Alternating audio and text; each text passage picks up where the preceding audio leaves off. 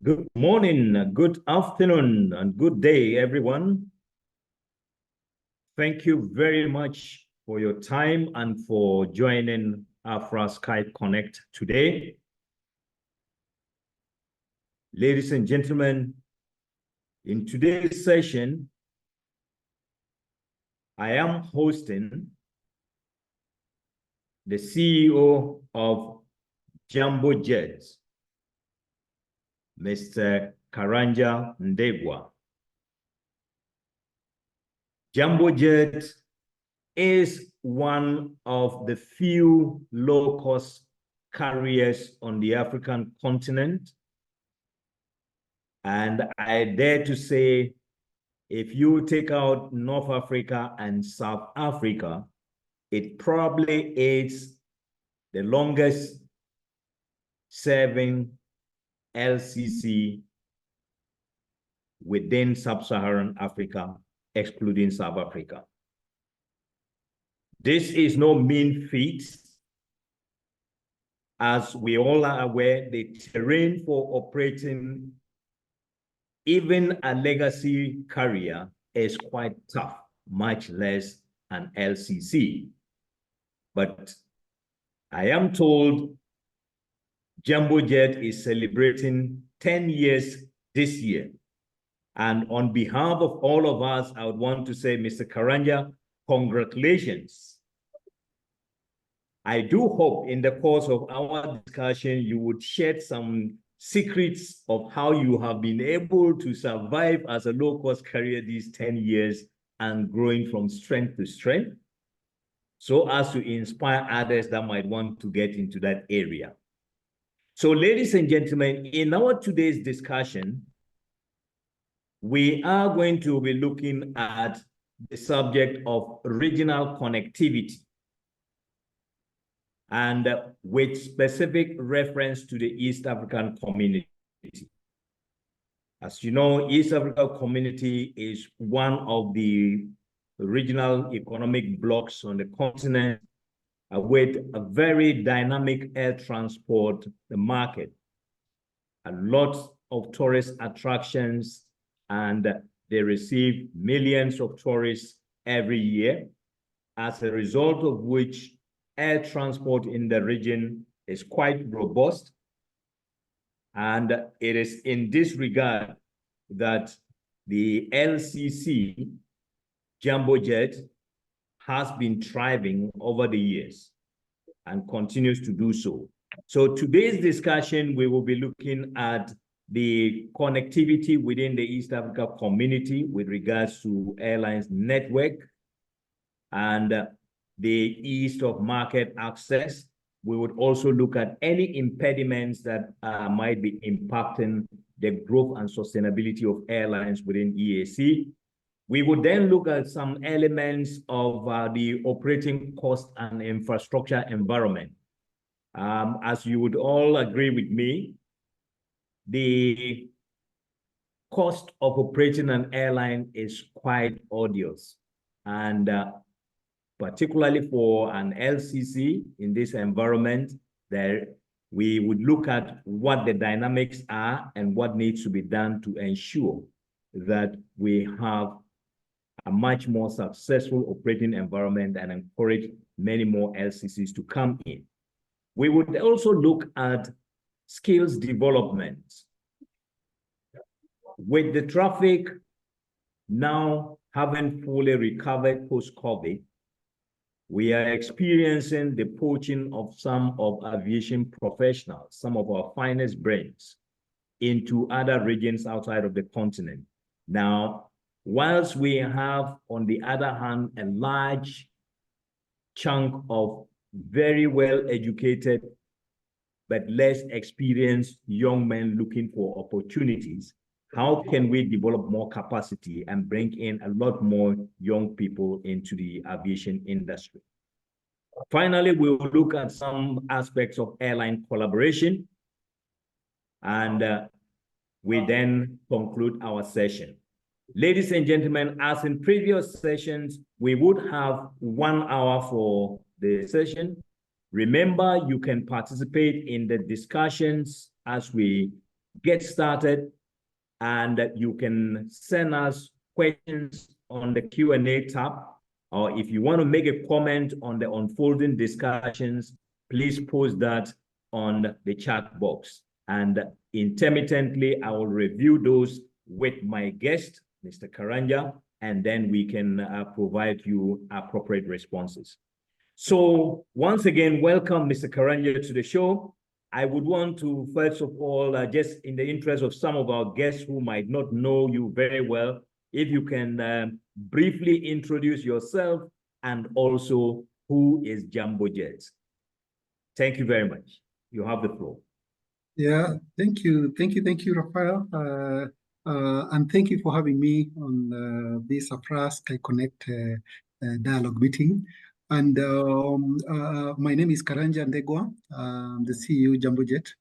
Jambojet has been in existence exactly 10 years from now. On the 1st of April, we were celebrating 10 years since we took to the skies, and it's quite an exciting moment. Jambojet is a low-cost carrier based in Kenya, with two hubs, one in Nairobi and another in Mombasa.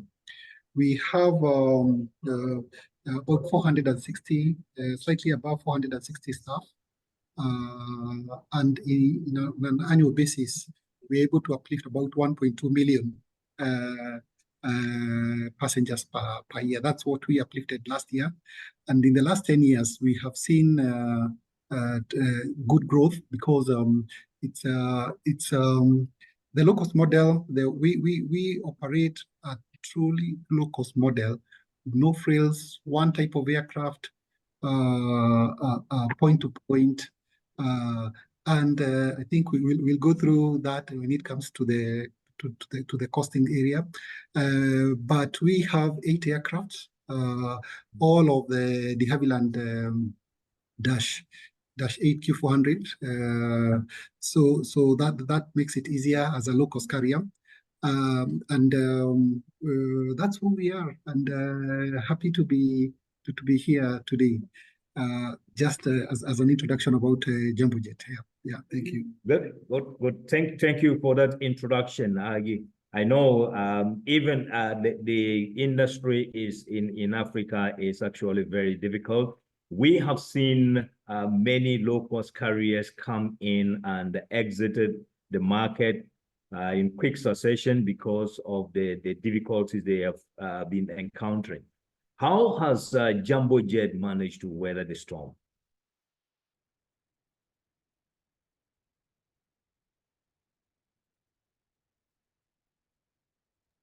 Thank you very much, Rafael. One of the things is that in this industry, the airline industry, it's about the customer.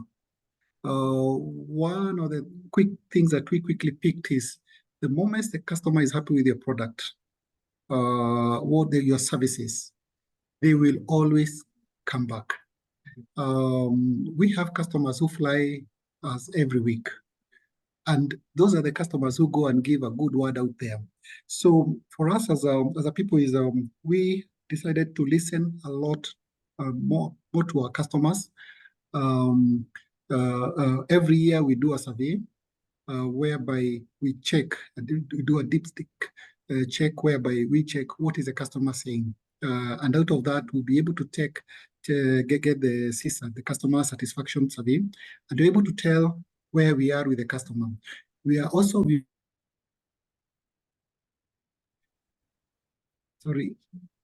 we also receive quite a number of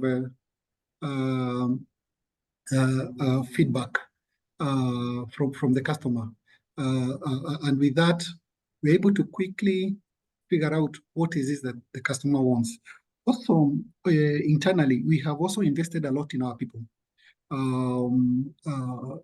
So first is the customer, but also who is serving this customer. Just to make sure that at every, we know as a people, the service that we are serving, because no one wakes up to come and fly and get so much delayed or get customer service staff, or how are we able to quickly make you feel at home and make sure that it's not only traveling, but what we offer is an experience. That's what we say here. And with that, we get to a point whereby, as we implement the low-cost model, it's you find the cost of flying can be quite high. But ours is using the model that we have. How are we able to give a price that makes business sense to us, but also works for the customer? That balance sometimes is difficult to get. And that's why you've seen in quite a number of these markets that we go to. As Jambojet, we go into markets not to take the customers from other airlines, but we move in there to grow the market. We have gotten into markets where we have grown 4 times in the last 10 years. The others that have grown 3 times, the others that have gone double. But each of the markets that we have gone into, we move in there to grow the market size. And that is always made possible by the new flyers. Out of the last year's survey that we did, 44% of our customers flew for the first time on Jambojet. They had never entered an aircraft. So the thing is that we have been able to revolutionize. We have been able to throw in something in the market, and now people are able to take that flying now is possible, and especially the SMEs, they're able to quickly come back the same day and do their business. So that really helps, and also quite a number of partnerships with a number of stakeholders. Like in Kenya, we work very closely with the Kenya Tourism Board. We work very closely with the travel agency market, and also the hotel industry. So those are the partners that we work with very closely, and we have seen the numbers grow over the years. So it's but also just before I stop, is it's about safety. And I know from AFRAA, you've always reiterated about safety. If we are not, if we don't have safe operation, then definitely people will not come. But we are also certified as Jambojet, maintaining the highest safety standards. We give our very best to make sure that we are living on time. We are always above 82, 83%. Last year was a bit tough. We were at 79% for given reasons. But it is an area that we are continuously working on to improve. And that's out of that customer operational excellence, something that we have to continuously work on and make sure that it's top of mind. So that's how our 10 years have been. I know that the first year we flew about 370,000 passengers. Last year we flew 1.2 million passengers. We have seen the numbers growing year on year. Yeah, it's not been easy, let me say, Rafael. It's not been easy, but as a team, we are happy. Yeah, but from about 300,000 passengers to 1.2 million. I mean, in 10 years, that's a phenomenal growth. And in a market where we know that in the typical Western type low cost module, they tend to operate to secondary airports. Unfortunately, in Africa, we have very few secondary airports, and you've got to go to the very primary airports that everybody goes to and pay the same rate as everybody. I mean, it cannot have been an easy journey. So in terms of competition with legacy carriers, how has it been like? Rafael, when we started, having a no-frills airline in this part of Africa was unheard of, and where we found ourselves because we don't give a meal. You purchase if you have a bag that goes beyond a certain weight, you pay for it. So it was a model that people could not understand.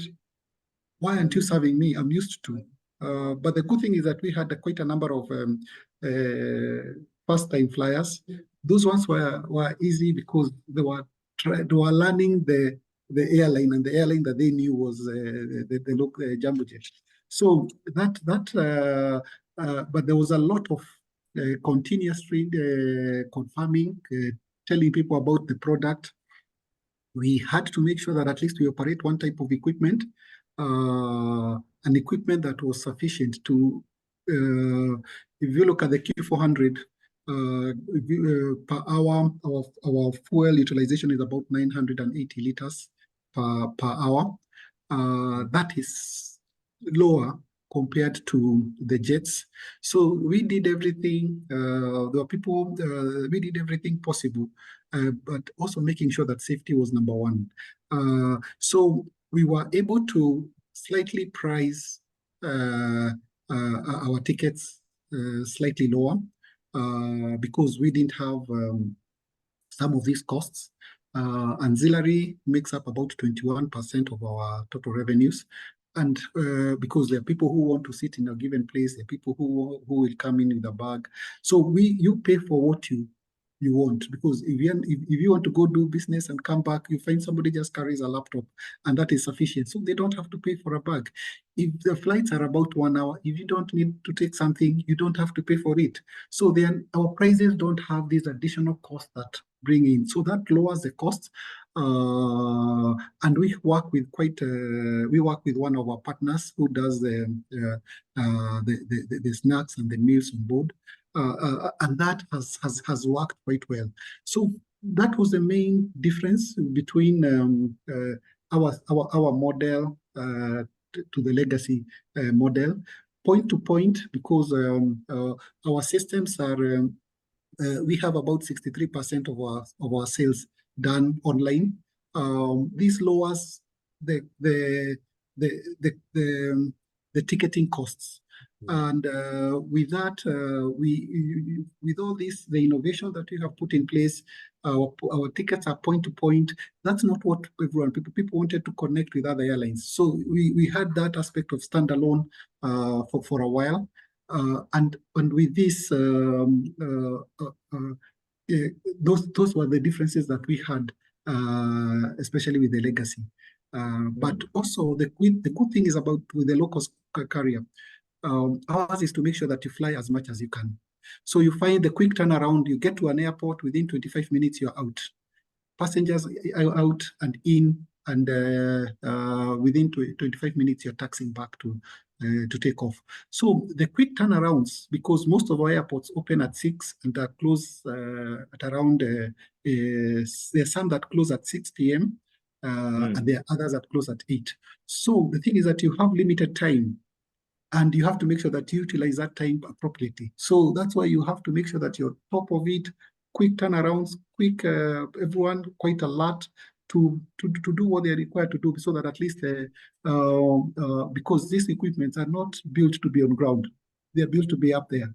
And the more you use, the lower your costs, and you're able to at least price appropriately. And as you price appropriately, you're able to reach to be able to reach more people. So that's how we have been. That has been the difference. Because as a low-cost carrier, you move to a market to grow it. You move to a market to make it possible for people who could not afford, especially the legacy carriers. You make it possible for them to afford and fly. So in terms of your network spread, how many destinations does Jambojet currently fly in the region? Jambojet, pre-COVID, we say we are a regional, domestic and regional airline. In Kenya, from the Nairobi hub, we fly to 7. We fly to 7 destinations, 6 domestic and Goma. That's the only international. And then from our secondary hub, that is Mombasa, we fly to Kisumu and Eldoret. And out of these 2 hubs, there lies our opportunity now to move into the region. Pre-COVID, we were doing Entebbe and Kigali. So now we are working on that. But later this year, effective July, we start the Mombasa Zanzibar from our secondary hub. So you'll see more RAS now moving to the regional destinations in the next 3-4 years. But in total, we have a total of 9 destinations. 9 destinations. Yes. Oh, great. Now tell me, how easy is it for you to get traffic rights in particularly in some of the regional destinations that you have either ventured into or planning to venture into?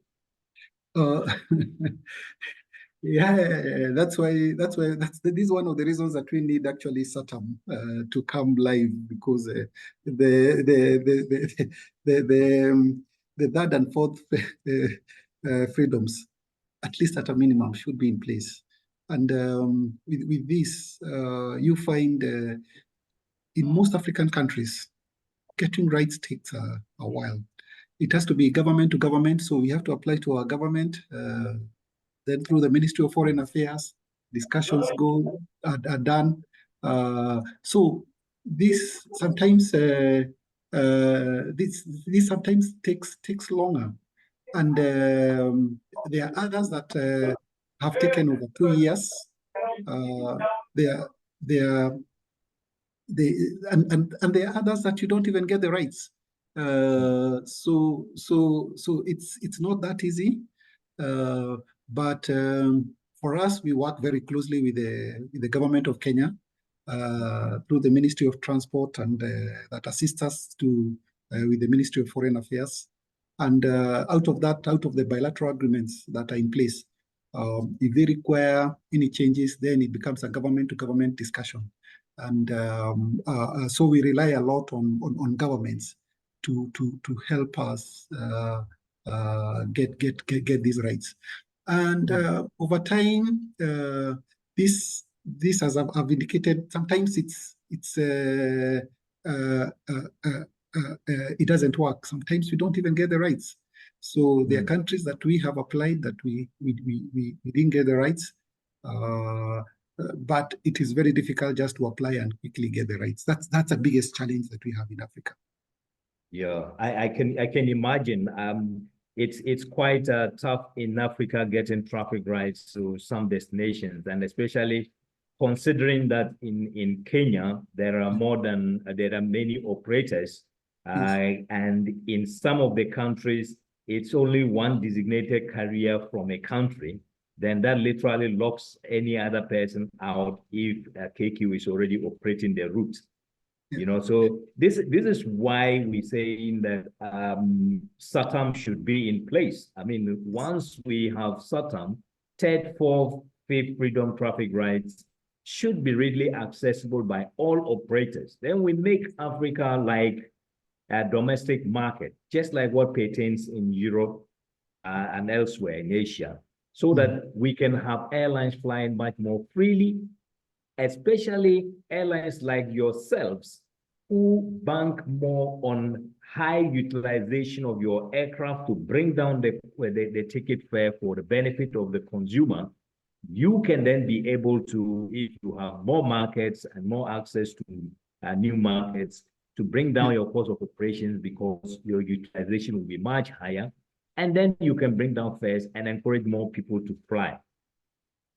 We need to continue to work through our governments and through the African Union Commission to ensure that countries that have committed to the single African air transport market indeed live up to their commitment by opening up their markets.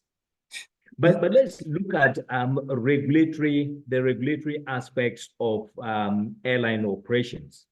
As a low-cost carrier, would you say there are some regulations that you would want to see in place or see amended to sort of cushion you up? Not necessarily you as a jumbo jet, but as an airline in East African community. Yeah, are there any regulatory issues? Yes, I think for me, allow me just to go back to the SATAM. Just make, Yeah, especially even to start with the regional blocks, yes, the East African community, the SADC.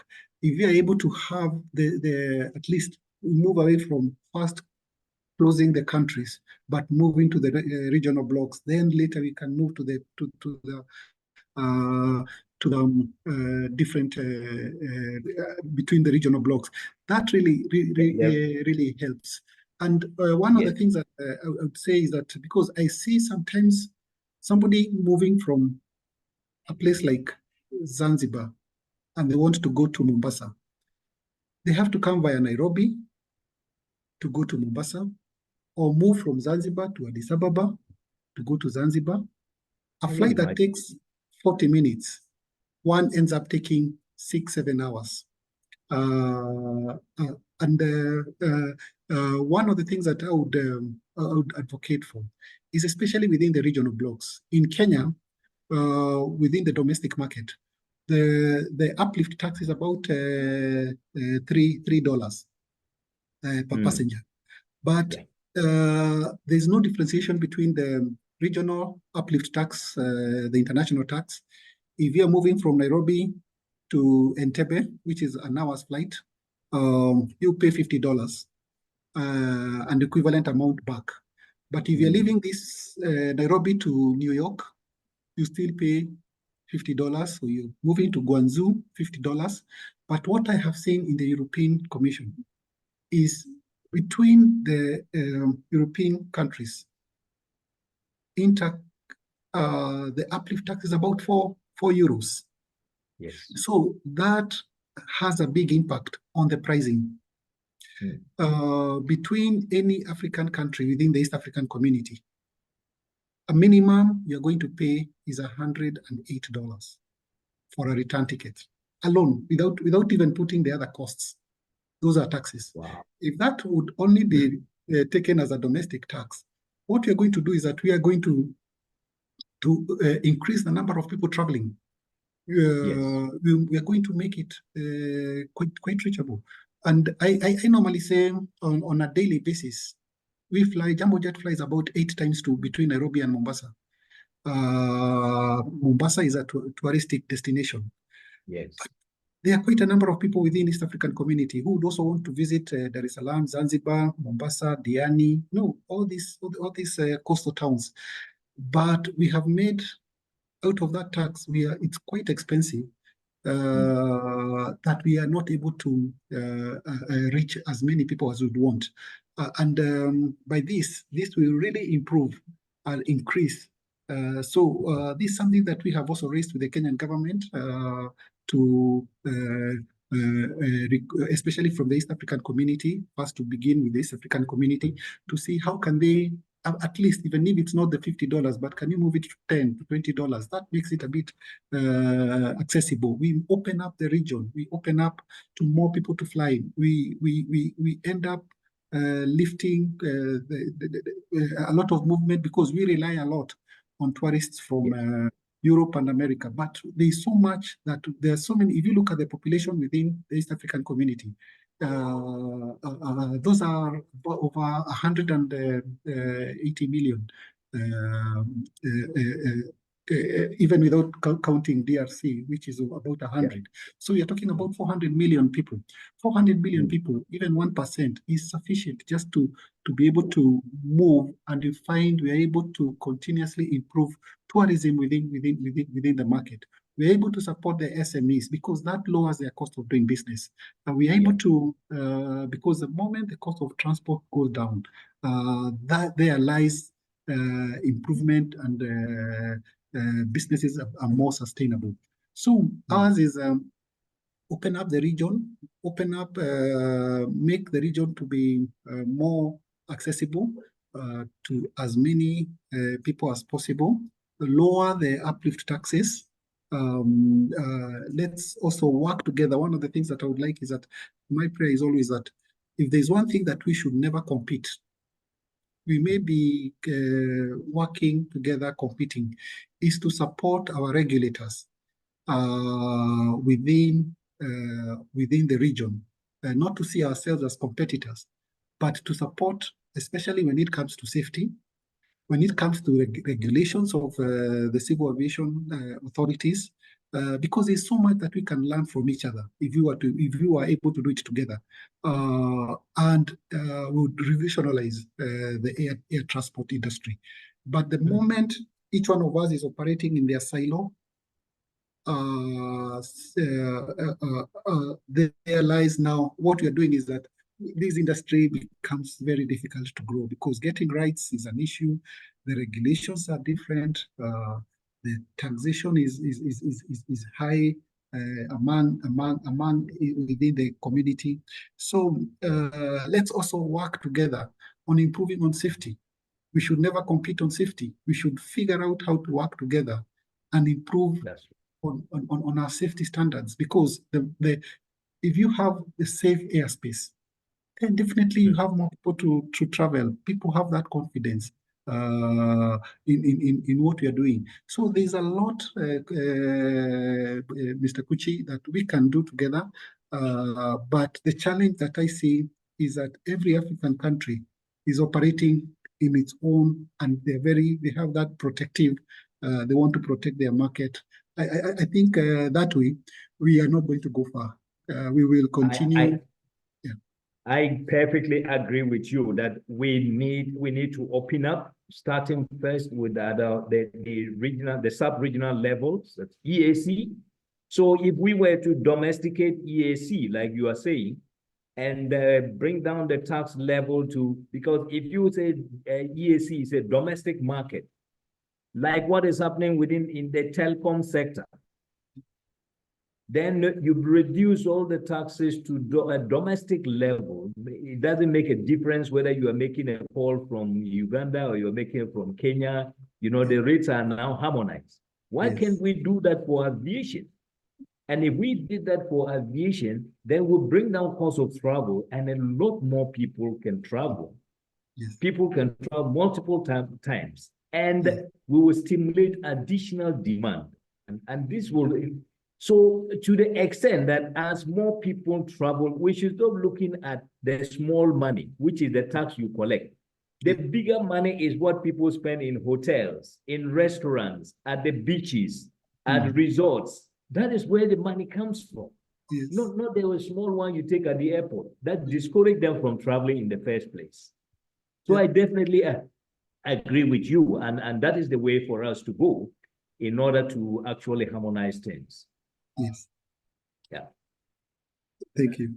Now, on the regulatory front, like you rightly pointed out, I think the important thing is for us to look at how we can also domesticate those, bring our regulatory works together, and then see how we can make it easier, so that the same regulations pervade in the entire sub-region, and then we can make progress.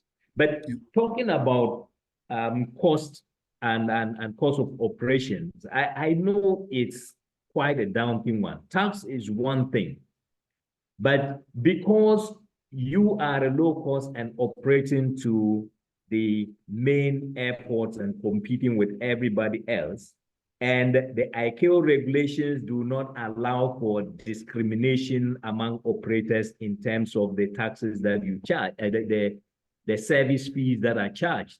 So you pay basically the same fees as any other airline.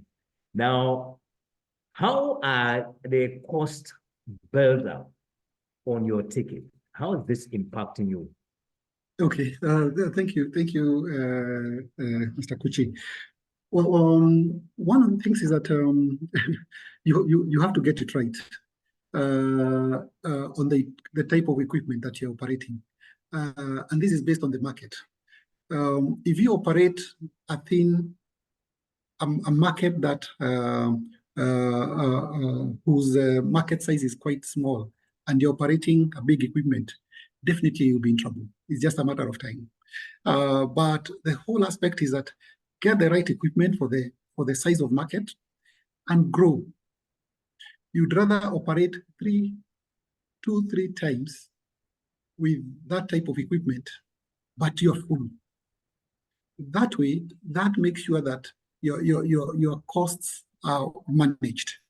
As a low-cost model, we figured out when we started at Jambojet, we got it wrong because we went for a bigger equipment and some routes like Nairobi, Kisumu, Nairobi, Eldoret, the 737 was too big for that market, a daily twice a day. And our loads were about 40%. So we quickly sat back. Luckily, the lease was a short term because we were testing. And within the year, we did the market, able to understand the market. And that's how we brought in the Q400. The Q400, we were able to operate the 2 flights a day in each of those markets. And we were able to fill and make a bottom line profit because you also have to operate businesses that are sustainable. So the thing is that with the turboprop, the good thing about the Q400, it worked for Jambojet. So we got right when it comes to the equipment. And what we did is that we continued increasing the capacity as the market grew. And it's not, you'd identify Monday, Friday, Sunday, a very good day, so we would operate 3 times. The other days we'll operate 2 times. But we made sure that our loads are good. And that helped us to price appropriately and increase the demand. We operate one type of equipment as a low-cost carrier. And ours is, as a low-cost carrier, ours is to make sure that at least and how the price builds is we have listed the equipment that we have, and ours is to make sure that utilize them fully, because whether you utilize 50 hours or utilize 200 hours, the lease payments are the same. And the more you utilize, the cheaper it becomes per unit. And so that becomes the first. Secondly, our trainings for pilots, because now we have a simulator here, your trainings are all under one. The maintenance team, the cabin crew, we are all dealing with one type of equipment. That manages our costs because you don't need 2-3 simulators. We have one simulator. The spare parts that we bring on board, we are bringing for one type of equipment, so you don't have too many consignments. So you find your cash is not held in different types of equipments, spare parts. So with this, then definitely with innovation, I say that 63% of our bookings are online. So online lowers our costs significantly. As a low-cost carrier, our systems are the low-cost model systems whose cost of operating are quite, they're about 20% of the legacy systems. So with this, we are able to make sure at least your operating costs are manageable. You're filling your flights. The one thing that you make sure that you don't compromise is safety. We make sure that we have the highest standards of safety, because that's what brings also passenger numbers. So out of these direct operating costs, the fleet, the training of the people, the reservation systems, we work in a way that these costs, when you put all of them together, it's very clear how we end up pricing. Our costs then become, because we are no frills airline. So there are other costs that are supposed to be in there that we don't have them. Our ancillary, I said, is about 21% of our total revenues. So this also helps so that you pay for what you have.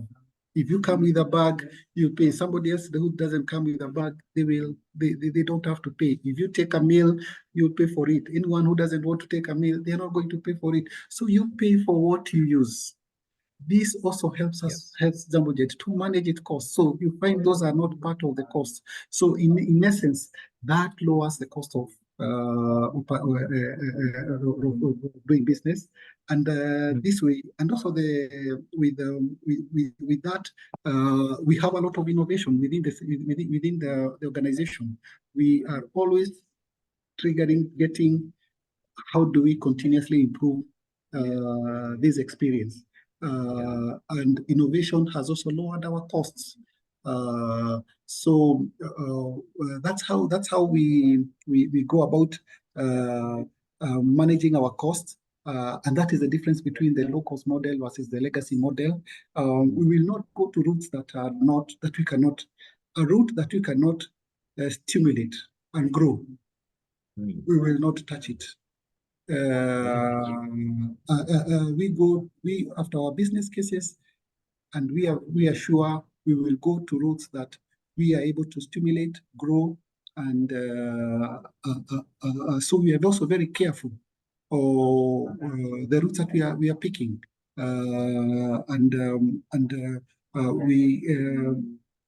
in essence, that's how we go about in terms of costing, in terms of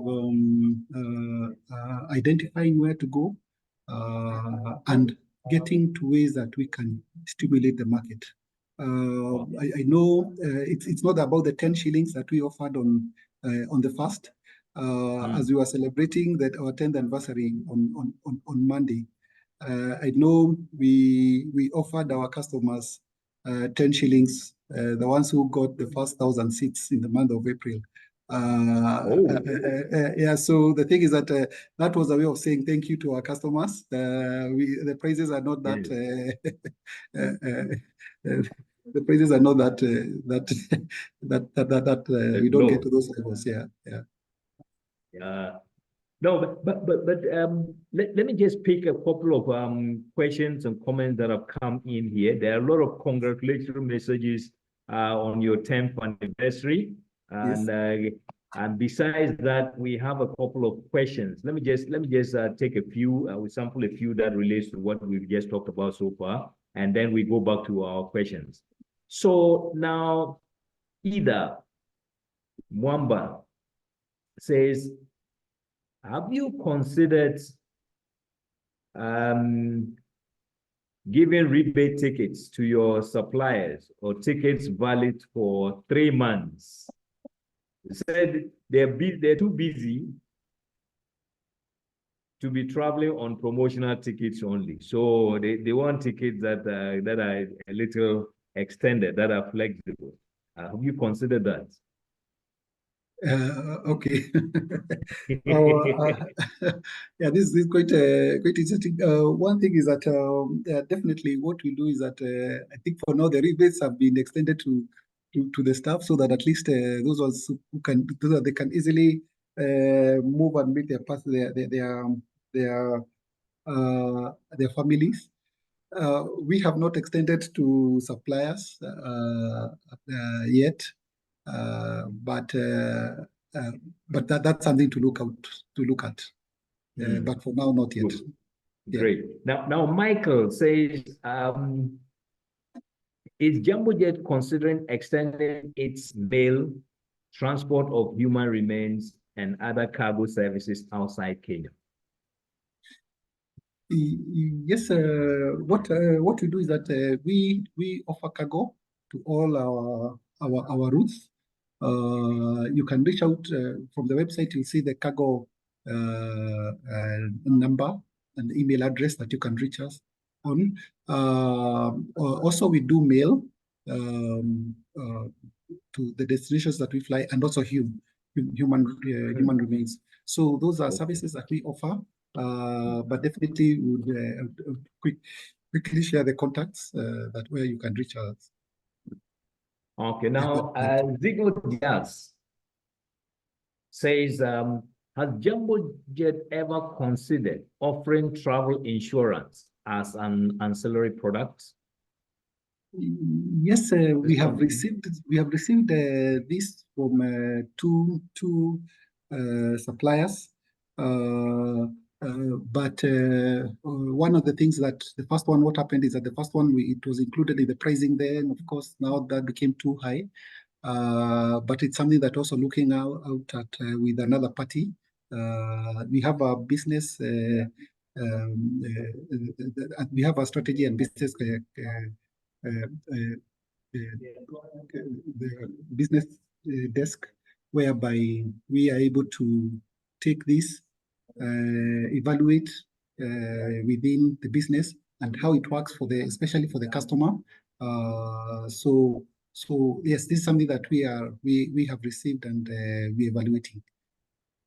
Okay, great. Yeah. Now, there's another one from Fiona who says, you said you outsource a lot of your services, meals, baggage handling, grooming, etc.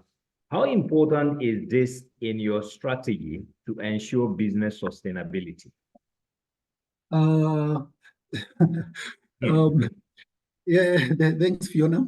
You know, sometimes you do what you do best and give another party that does a service better than you the opportunity, because they will do it at a lower cost and give you a very good price. So for the meals, we work with one of our partners. Actually, we've worked with one partner since we started, and they have done a good job. If we were to do it, I think we will be charging much more. So that brings, because they offer over 3,000 meals a day. So out of the economies of scale, they are able to offer Jambojet a good price, because with 1.2 million passengers and 40%, 30% will buy. That can tell you they have at least 300,000, 400,000 meals to offer Jambojet in a year. So with that, they are, as professionals, they're able to, out of the economies of scale, they're able to offer a better price than if we were to do it. And also the service that they give, that's what they do. For baggage handling, the smaller airports that we operate, we do our handling. But for the big Mombasa and Nairobi, we use a third party to do the grooming and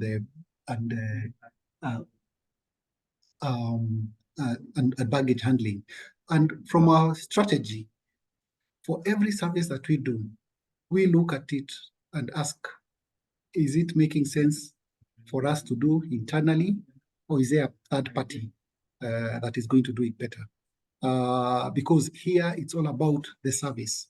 If we go taking everything, I can assure you there are some services that we are not able to offer better. And that lowers the service experience that we give our customers. So it's also the customer experience and definitely the costing, and making sure that the customer is getting the very best. So we look at it from a customer strategy perspective, and also as an organization strategy. We also look at it on product by product. And we have the strategy and the business product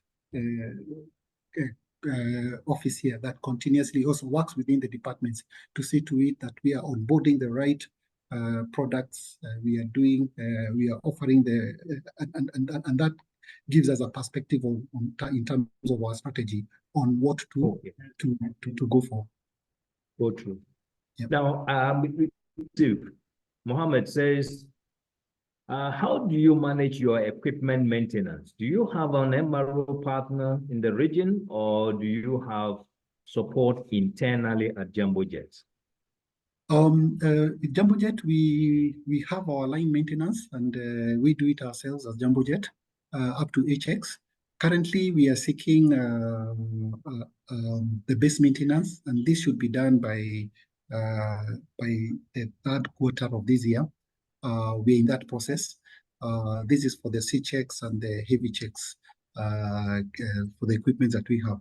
So what we've been doing is that our staff now are ready, our people are ready, and now we are going now for the base maintenance. But currently, we use third parties for the heavy checks. Yeah, but for the line checks, we do it ourselves. Oh, okay. Then Stratton Mushi says, you talked about ancillary revenue constituting 21% of your total revenues. What would you consider as your optimal ancillary revenue compared to ticket revenue? Actually, if you look at the number of low-cost carriers, the very highest you find is as high as about 42, 43%. For us, our target is at least to get to about 24%. That for us, given the region that we are in and the type of equipment, because it's also the type of equipment, 24, 25% is sufficient. One other thing that I've seen Hai also ask, what percentage of total cost does DOCs account for? Our DOCs, the highest being fuel. Fuel accounts for about 21%, and maintenance accounts for about 14%. But in total, when you add the other DOCs, the handling, the navigation, the reservation costs, and the other one is the insurance. That comes to about 42, 43% of our total costs. Oh, okay. Yeah. Okay. Now, let's take one more, then we go back to our questions. There are a lot of questions coming in. So, this one is from Francis. Francis says, does Jambojet have partnership with other low-cost carriers in the region? Yes, we do. We do have partnerships. We work very closely with a number of a few airlines within Kenya. Yes, we be it from flying. There's no way, in case they have an issue and you're flying to that, we work ways of whereby we are able to uplift the passengers and we're able to sort each other later. In terms of also maintenance, in terms of trainings. So we have quite a number of partnerships among a number of airlines, especially in Kenya. Okay, not necessarily low cost, but other carriers as well. Yes. Oh, okay. Yeah. So now let's look at skills development. Yeah. There's airlines are beginning to get worried that now that the traffic is booming again, some of their very highly skilled employees are being taken away to other regions to work, leaving them stranded oftentimes. Is Jambojet facing any labor attrition? Yes, I think that's something that every airline, especially not only within the region, but also within even the Middle East, and also we've seen a lot of some of this happening. But this is something that, and the biggest challenge is that you lose your most experienced, because once the big boys come calling, especially from the Middle East, you just know here they will take one or two of your numbers. For us, one of the things is that we are happy when people grow. So what we've done is that we have had a mechanism whereby we have trainers within. We have a process whereby the simulator is here next to us. We are able to figure out how are we able to have internal trainings. We don't take our pilots for training to Canada or out. We do it internally. So that helps us to speed up our trainings. It's a challenge because for a pilot, it will take 4 months, 5 months from the time from the time you advertise to the point whereby they start flying. For the maintenance, is even worse because a technician, before now they get the licensing, it takes about 2-3 years. So what you find ourselves doing is that we find ourselves now working with like the East African the colleges around, whereby we end up doing lots of CSR, onboarding a number of trainees. So you end up having 5 extra people, 6 extra people that you are training as they get their licensing. So definitely this is a challenge, and what is sad is that you find the level of unemployment within Africa is quite high. So we should be in a position to come in and support and export this labor, because that also improves the per capita income within the country. But if you are able to work with our governments, with our institutions, with organizations like AFRAA Jambojet, we give internships, we will work with them to upskill them and make them ready. But you see, as an organization, you can only do so much. You're one among many. There's no way we are going to have our maintenance staff are about 45. There's no way I'll put in 30 students there. You end up taking about 4 or 5, and we have one per shift, so that also people are able to concentrate on the day-to-day tasks, but they have a student. So if we are able to work closely with the government, with the institutions, this will help and also improve our quick turnarounds, have trainers within the organization. That is the only way that we'll be able to beat this, because when these Middle East carriers, and they're already here, once they come knocking, if your training is not ready, if your training is slow, then this impacts your operations. And it has impacted us in the past. That's also how we have been working on improving on this. We are not yet there, but we have learned a few lessons out of this.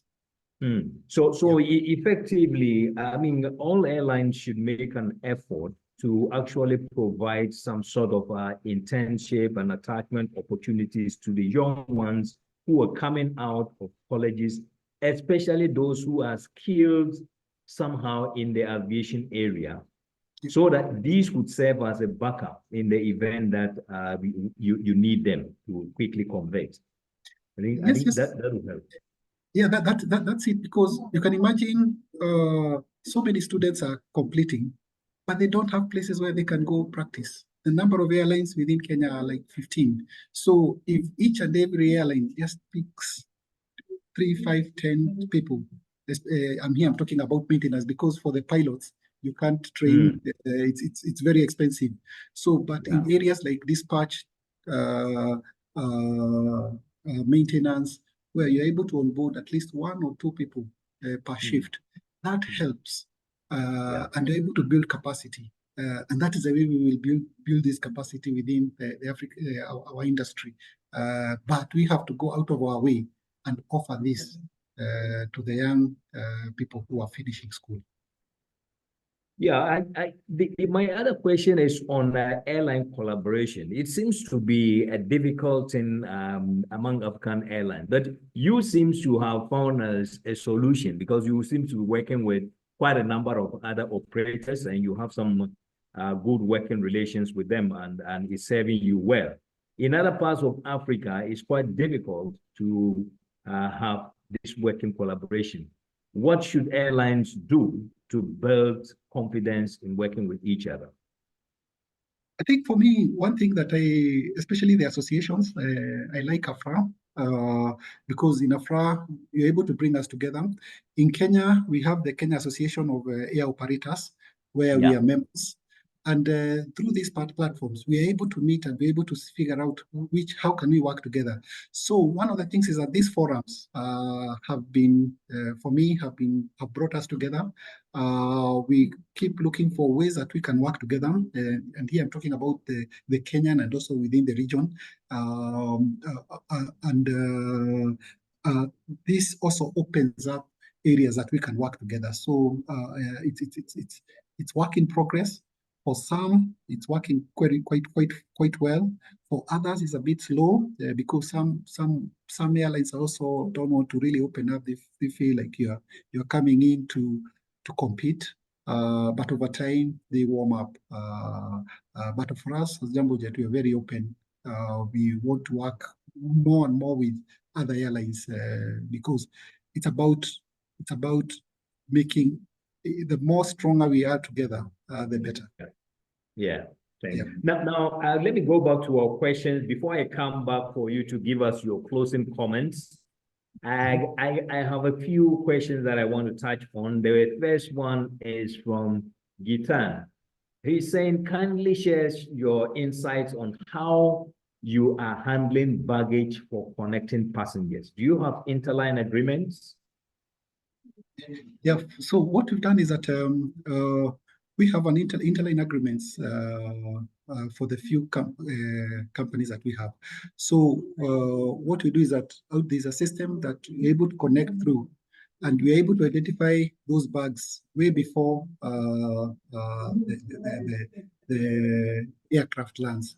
And that is identified and connected. So the thing is that we have invested in our system in identifying this, and we are able to swiftly and seamlessly transfer the baggage. Oh, okay, good. Yeah, then there's another question here. When you talk about equipment, maximizing the utilization of your equipment, that do you also consider the associated increased cost in maintenance? Yeah, definitely, because there are those fixed costs, there are those monthly costs, and there are those that are hourly based. Those ones that are hourly based will continue. If it's an engine that's supposed to go to shop after 6,500 hours, the more you utilize it, definitely your costs are fixed per hour. But something like the lease, something like the salaries, those ones are fixed per month. Those ones are the ones that the more you utilize, then the per unit, not all costs, but they are definitely those ones that are hourly based, and those ones that are fixed time based.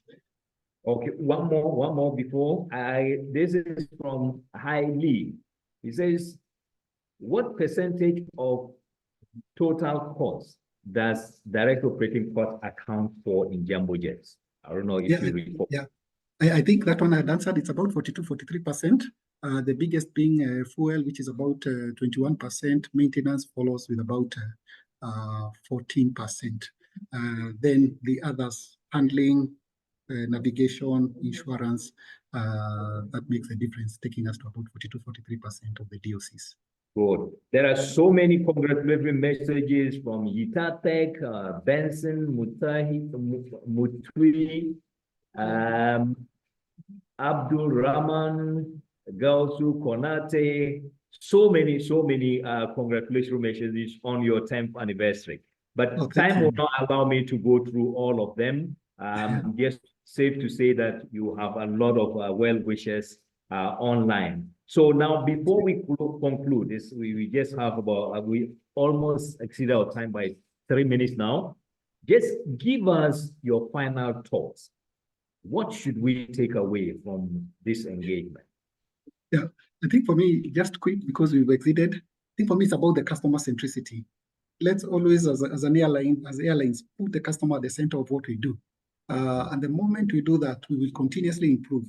Secondly, let's seek partnership and grow together. Let's not see each other as competitors, but the more we support each other, the stronger we become, the better that we will grow. And then the third thing, let's support the SATAM agenda. Let's open up Africa. The sooner we open it up, the stronger we will be, the faster we will grow. Because in Africa, we have 18% of the world population, but only 2.1% of air travel is from Africa. So you can tell the full, it's way off. 18% of the population, but 2.1% are the ones who travel by air. We have a whole world out there. We have an opportunity. And if we take care of the customer, support SATAM, support good operations, safe operations, this market is ours, and we will grow the airline industry within Africa. Thank you very much, ladies and gentlemen. This is where we come to the end of it. Customer centricity, collaboration, supporting SATAM implementation to realize all the numerous benefits that are inherent there is the way to go. Thank you very much, Mr. Karanja Ndegwa. for making time to be on AFRAA Sky-Connect today. And to our guests, we thank you all for dialing in today and participating in the discussions. Thanks to all who have made comments and asked questions for your contribution. We appreciate all of you, and we wish to thank you for coming, and we look forward to seeing you next month on a similar show. Thank you very much, and have a nice day, everyone. Bye-bye. Thank you. Bye. Bye.